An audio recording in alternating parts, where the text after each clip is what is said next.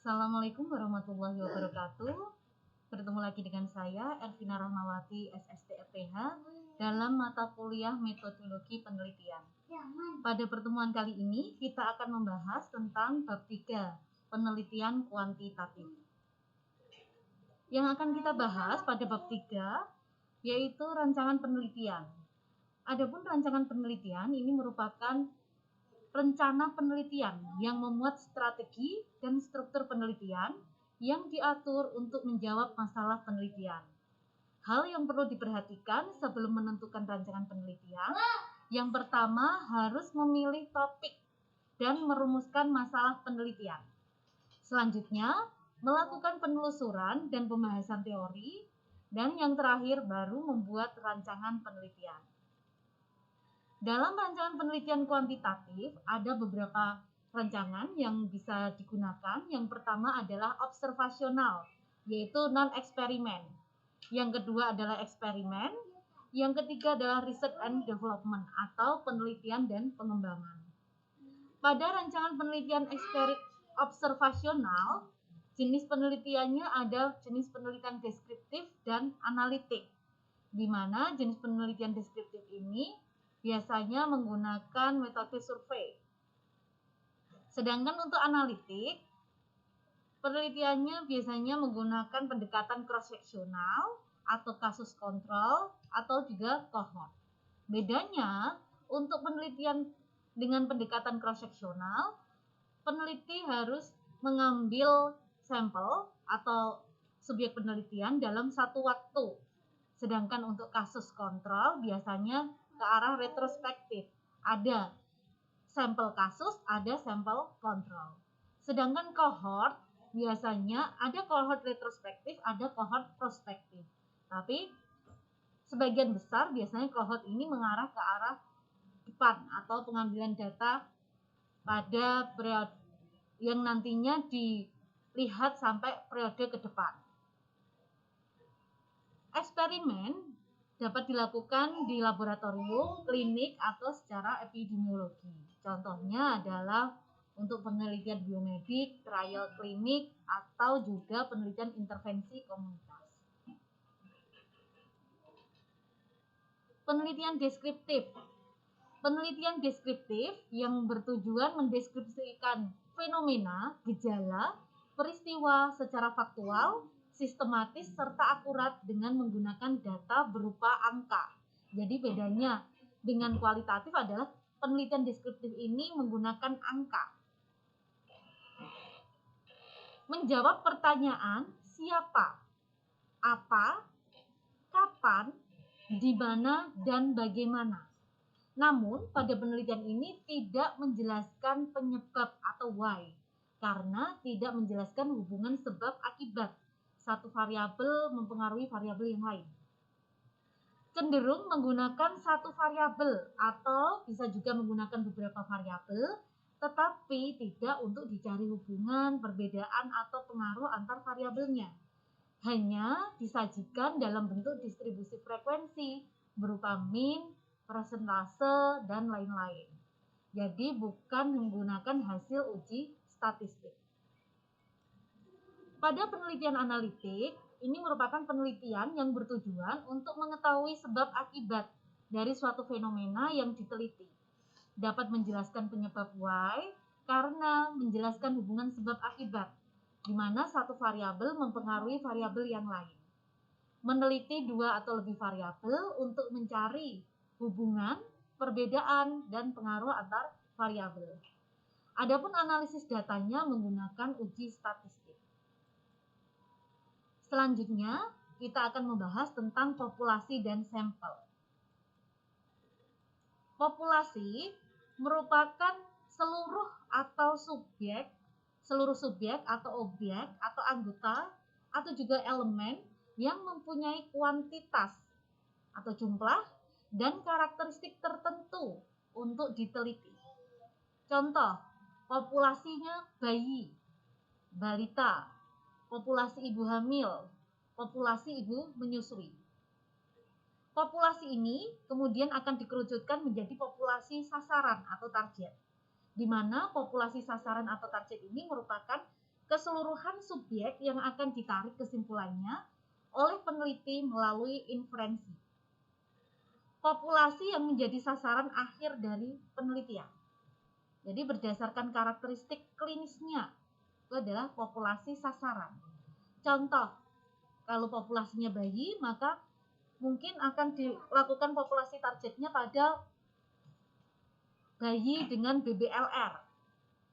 Kalau balita misalnya, populasi sasarannya adalah balita dengan gizi buruk, bumil dengan KEP, BUS dengan anemia, PUS dengan infertil. Nah, ini merupakan populasi sasaran karena ada karakteristik klinisnya.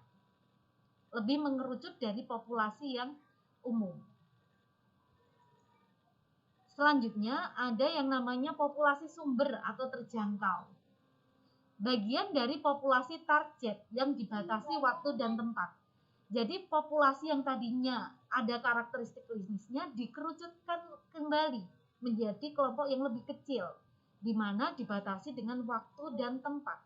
Contohnya di sini adalah populasi sasarannya balita gizi buruk. Sumbernya dari mana? Yaitu di desa A tahun 2009 misalnya. Selanjutnya, sampel. Sampel merupakan bagian dari populasi terjangkau yang dipilih dengan cara tertentu, kemudian variabelnya diamati atau diukur oleh peneliti. Sampel ini merupakan perwakilan atau bagian terkecil dari populasi terjangkau. Sampel juga disebut sebagai populasi studi. Sampel ini bisa dibagi menjadi beberapa kelompok. Yang pertama ada sampel atau kelompok kasus. Untuk kasus dan kontrol, ini untuk penelitian case control. Kemudian ada sampel terpapar dan tidak terpapar, ini untuk penelitian cohort. Kemudian ada juga kelompok perlakuan dan kelompok kontrol. Ini untuk sampel eksperimen. Jadi disesuaikan dengan pendekatan penelitiannya. Pakai apa? Apakah pakai eksperimen, apakah pakai case control atau cohort. Untuk unit sampelnya ada unit individu, ada juga unit keluarga. Sampel ini harus mewakili atau representatif terhadap populasi terjangkau. Kenapa dilakukan sampel? Tujuannya adalah selain untuk memudahkan peneliti mengambil data penelitian, juga untuk menghemat waktu dan biaya. Jadi lebih spesifik, mudah, murah, lebih tepat, lebih cepat, dan mewakili populasi. Setelah kita mempelajari tadi populasi dan sampel, selanjutnya ada yang namanya sampling. Sampling ini merupakan proses memilih sampel yang mencukupi dari populasi. Sehingga dengan mempelajari sampel dan memahami karakteristiknya, memungkinkan untuk menggeneralisasikan karakteristik tersebut pada seluruh anggota populasi. Ada dua kategori sampling. Yang pertama adalah probability sampling, yaitu sampel acak.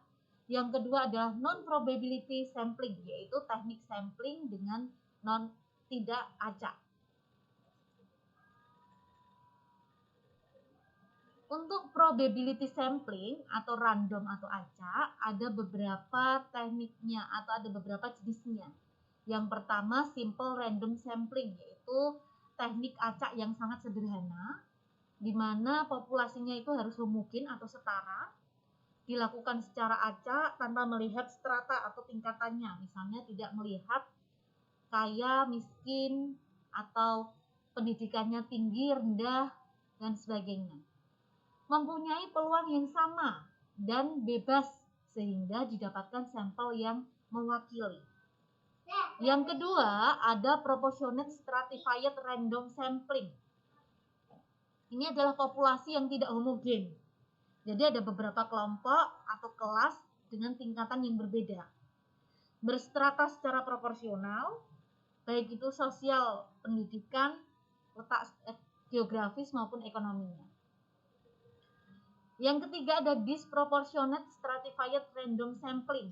Ini adalah populasinya sama, tidak homogen, tetapi berstrata jumlahnya tidak proporsional.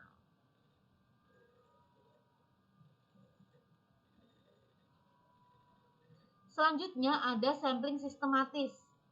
Ini penentuan anggota sampelnya yang pertama dilakukan secara random, kemudian penentuan sampel berikutnya berdasarkan urutan atau kelipatan dari anggota populasi yang diberi nomor urut. Yang selanjutnya ada cluster sampling.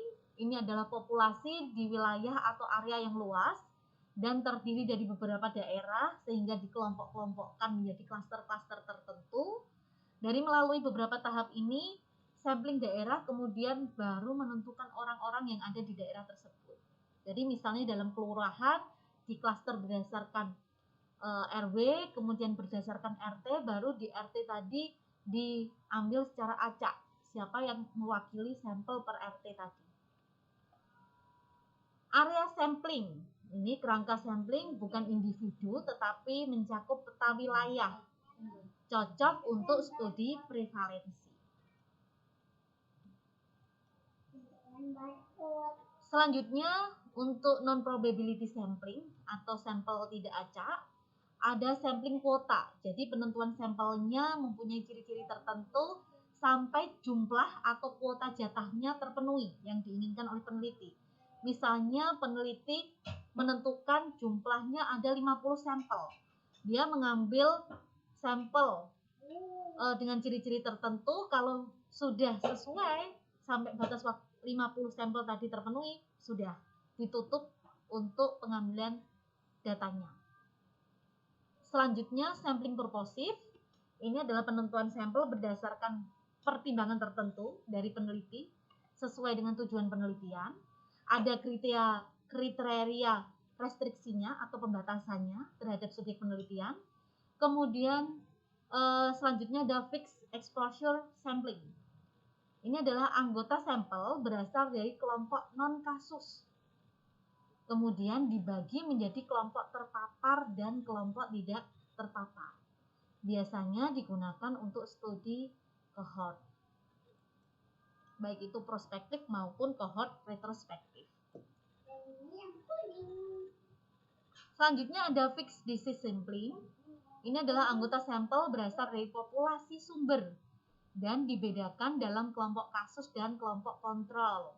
Jadi fixed disease sampling ini lebih sering digunakan untuk jenis studi case control.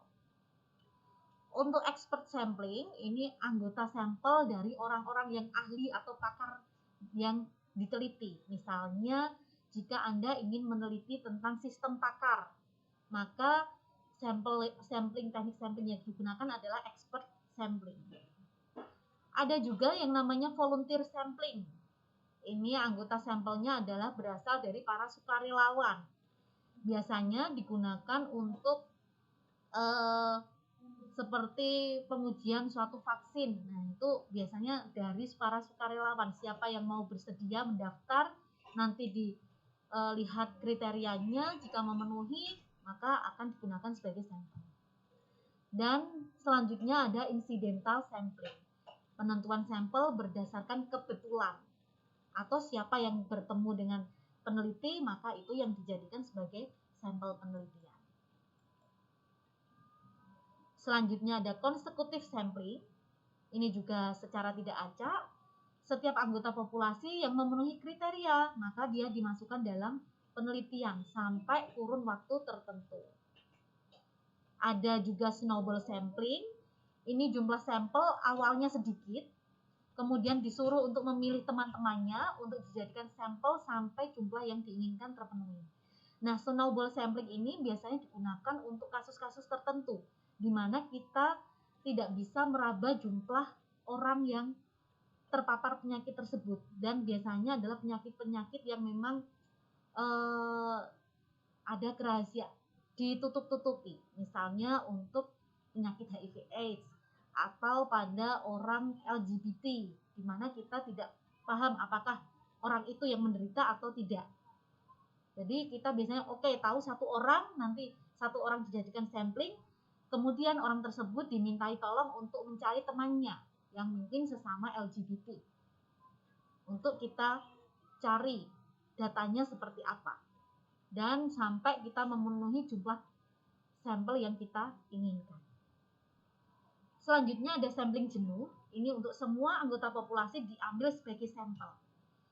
Jadi kapan kita mengambil sampling jenuh? Ini biasanya digunakan untuk sensus, atau biasanya kalau sensus sebenarnya bukan lagi sampling tetapi semua populasi digunakan, atau untuk jumlah sampel yang sedikit, jumlah populasi yang sedikit, maka atau kurang dari 30, biasanya kita ambil semua untuk dijadikan sampling jenuh.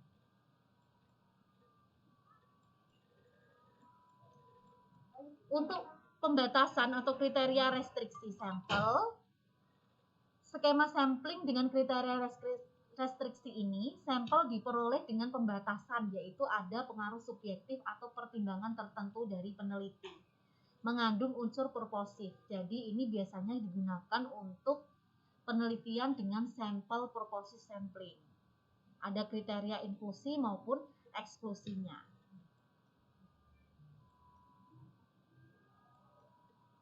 Keuntungannya dapat mengontrol variabel pengganggu, kemudian memudahkan pengumpulan data, jumlah sampel menjadi tidak terlalu besar. Kesulitannya, sulit memperkirakan sampling error dan bisa menimbulkan bias seleksi.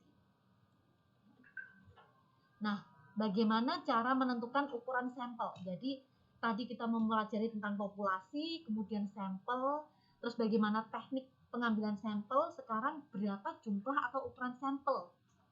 Jadi, Anda harus bisa membedakan tentang ukuran sampel dengan teknik sampling, karena ini adalah dua hal yang berbeda. Kalau teknik sampling adalah suatu cara bagaimana kita mengambil sampel, apakah secara acak atau non-acak. Kalau secara acak ada beberapa metode, non-acak pun ada beberapa metode. Untuk menentukan jumlah sampelnya, kita bisa menggunakan suatu rumus ukuran sampel. Yang pertama ada menggunakan rumus Slovin. Rumus Slovin ini yang memang sering digunakan peneliti untuk mengambil ukuran sampel. Rumusnya adalah N dibagi 1 plus N kali E kuadrat, di mana E-nya adalah tingkat kesalahan error. Biasanya yang digunakan adalah alfanya itu 0,05. Boleh juga 0,01. Tergantung penelitiannya memakai berapa tingkat kesalahannya. Kemudian N-nya ini adalah ukuran populasi yang ada di tempat tersebut. Ini adalah satuan yang memang sudah baku, dan N ini adalah jumlah atau ukuran sampel yang diinginkan.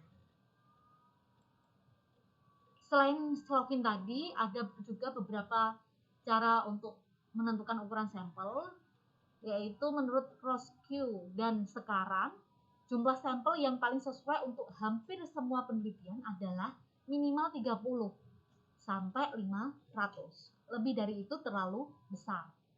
Kurang dari 30 juga terlalu kecil. Apabila sampel dibagi ke dalam beberapa kategori atau subsampel, jumlah sampel minimum untuk tiap kategori adalah 30. Ini juga disesuaikan dengan sampel yang ada di lapangan. Kalau memang sampel yang ada di lapangan kurang dari 30, ya kita masih boleh untuk menggunakan ukuran sampel yang terlalu kecil, tetapi memang tingkat kesalahannya bisa lebih besar atau hubungan signifikansinya biasanya kurang. Dalam penelitian multivariat, multiple regression analysis, jumlah sampel harus beberapa kali, sekitar 10 kali atau lebih dari jumlah variabel dalam penelitian. Sedangkan untuk penelitian eksperimen yang sederhana dengan mengendalikan eksperimental ketat, penelitian yang baik dapat dilakukan dengan menggunakan sampel sekitar 10-20. Ukuran minimum sampel, ini ada untuk deskriptif minimal 10% dari populasi. Untuk populasi yang relatif kecil, minimal adalah 20%. Sedangkan untuk desain deskriptif korelasional, ini minimal 30 subjek. Metode ex post facto minimal 15 subjek per kelompok. Untuk metode eksperimental minimal 15 subjek. Penggunaan kaidah di atas sebaiknya disesuaikan dengan kondisi populasi dan keadaan lain yang berkaitan. Jadi ini bukan sesuatu hal yang mutlak, tergantung dengan kondisi populasi. Selanjutnya adalah variabel dan definisi operasional. Variabel adalah variabel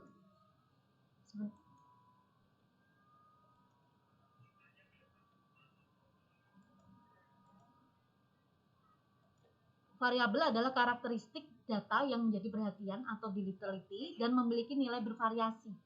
Gejala yang nilainya selalu tetap tidak dapat digunakan sebagai variabel penelitian. Jadi dikatakan variabel jika nilainya itu bervariasi. Jika nilainya sama, maka tidak bisa disebut sebagai variabel. Variabel ini harus juga bisa diukur.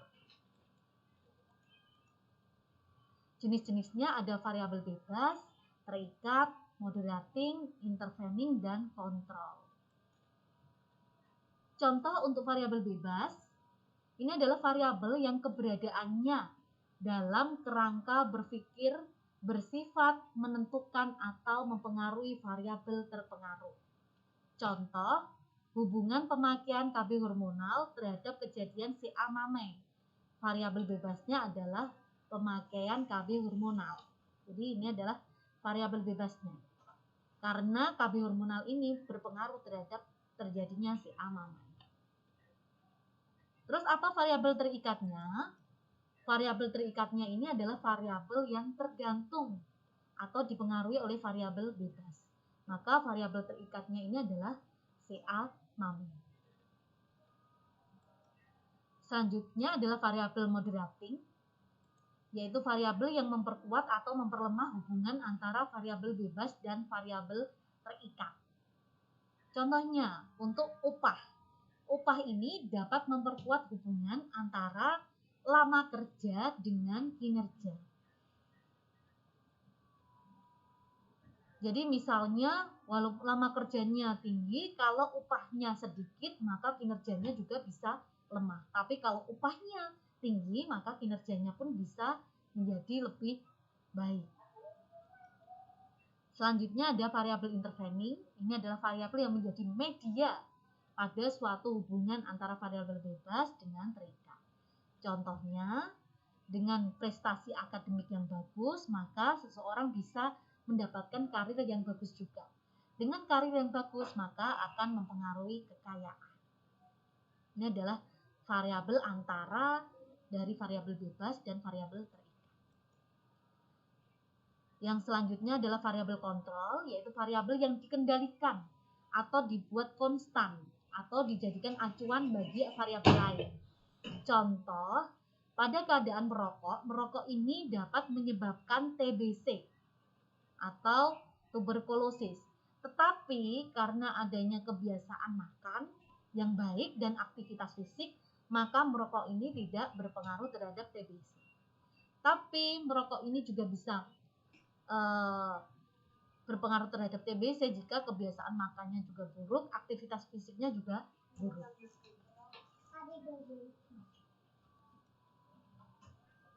Untuk mengukur suatu variabel dalam rumusan masalah penelitian dibutuhkan skala pengukuran.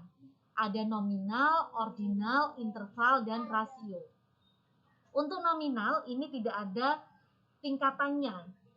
Ukuran yang paling sederhana dan antara kategori satu dengan kategori yang lain tidak ada mana yang lebih baik atau mana yang lebih buruk. Contohnya pria dan wanita, ini adalah setara sehingga disebut sebagai nominal.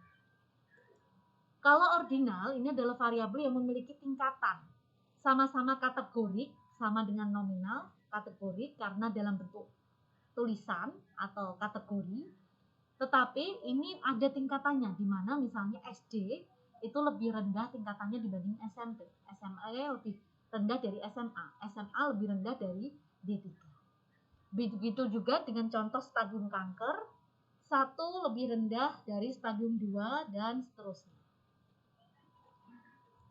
Selanjutnya untuk skala interval dan rasio. Untuk interval dan rasio ini merupakan skala data numerik karena berbentuk angka Contohnya, bedanya dengan rasio adalah untuk skala interval menunjukkan jarak antar satu dengan data yang lain, di mana bobot mempunyai bobot yang sama dan tidak terdapat nol mutlak. Maksudnya di sini bahwa angka 0 adalah angka yang berarti. Angka di bawah 0 juga merupakan angka yang berarti. Contohnya untuk skala interval adalah suhu tubuh. Kita lihat suhu tubuh minus 5 derajat ini memang ada dan merupakan suhu yang dingin. Jadi dikatakan tidak terdapat nol mutlak. Suhu 0 derajat ini juga ada dan merupakan suhu yang dingin. Selanjutnya untuk skala rasio ini merupakan artinya perbandingan atau perkalian memiliki nol mutlak di mana tidak ada nilai minus. Ketika berat badan kita mengatakan berat badan 0 kg artinya tidak ada berat sama sekali. Beda dengan suhu tadi, 0 derajat Celcius berarti ada suhu 0 derajat. Jadi kalau ini memiliki nilai 0 mutlak untuk rasio. Ini tadi sudah saya jelaskan perbedaannya. Ini adalah tabel perbedaan skala data. Kemudian selanjutnya definisi operasional. Jadi dalam membuat bab 3 nanti Anda diwajibkan untuk membuat definisi operasional dalam bentuk tabel biasanya. Nah, definisi operasional ini adalah aspek penelitian yang memberikan informasi kepada kita tentang bagaimana caranya mengukur variabel dan mendefinisikan variabel secara operasional berdasarkan penelitian kita. Definisi yang kita maksud nanti bukan definisi berdasarkan suatu sumber, tetapi berdasarkan teori di mana operasional dengan penelitian kita. Contoh di sini, definisi operasional untuk variabel stroke iskemik. Di sini saya mendefinisikan operasional bahwa stroke merupakan terjadi akibat pembuluh darah otak yang tersumbat oleh trombus, sehingga terjadi defisit neurologi sebagian atau menyeluruh dengan menggunakan gambaran infark pada CT scan. Jadi saya menyebutkan adanya diagnosis menggunakan CT scan kepala tanpa disertai oleh perdarahan. Kalau lama merokok, saya mendefinisikan bahwa lamanya seseorang memulai aktivitas merokok sampai terjadinya serangan stroke iskemik yang diukur dengan hari, minggu, bulan, sampai dengan tahun. Skala datanya, stroke iskemik ini nominal, misalnya non-stroke dan stroke. Kemudian lama merokok, ordinal. Misalnya saya membuat kategorinya tidak merokok, merokok, dan merokok. Untuk instrumen, stroke iskemik ini saya menggunakan instrumen berupa hasil data rekam medis, diagnosisnya dengan menunjukkan bukti CT scan, sedangkan untuk melamar merokok saya menggunakan instrumennya berupa kuesioner. Jadi ini berdasarkan juga disesuaikan dengan penelitian Anda. Kemudian teknik pengumpulan data. Data ini tadi keterangan tentang suatu hal atau suatu fakta yang digambarkan lewat angka, simbol, kode, dan lain sebagainya. Ada data primer, ada data sekunder, di mana data primer adalah data yang diperoleh atau dikumpulkan secara langsung oleh peneliti. Kalau data sekunder ini dikumpulkan oleh orang lain yang melakukan penelitian dari sumber-sumber yang telah ada. Data menurut waktu ada data berkala, ada proseksional, sedangkan untuk sifatnya ada kualitatif dan kuantitatif. Ini tadi sudah nominal, ordinal, interval, rasio. Untuk pengumpulan data ada beberapa jenis. Yang pertama adalah tes, yaitu dengan melakukan penilaian atau tes terhadap seseorang, bisa dengan misalnya untuk memperoleh data tentang keterampilan, pengetahuan, intelijensi, kemampuan, ataupun bakat. Yang kedua ada teknik angket atau kuesioner untuk memperoleh data responden tentang kepribadiannya. Selanjutnya ada teknik wawancara. Ini digunakan untuk memperoleh data dari wawancara, baik itu terstruktur maupun tidak terstruktur. Ada teknik observasi, yaitu dengan cara pengamatan menggunakan panca indera. Dan yang terakhir adalah dengan dokumentasi, yaitu dengan melihat, menyelidiki benda-benda tertulis, baik itu buku, majalah, dan dokumen lainnya. Sekian dari saya, semoga bermanfaat untuk materi tentang bab 3. Materi bab 3 selanjutnya akan kita bahas pada pertemuan selanjutnya. Semoga bermanfaat. Sekian dari saya. Wassalamualaikum warahmatullahi wabarakatuh.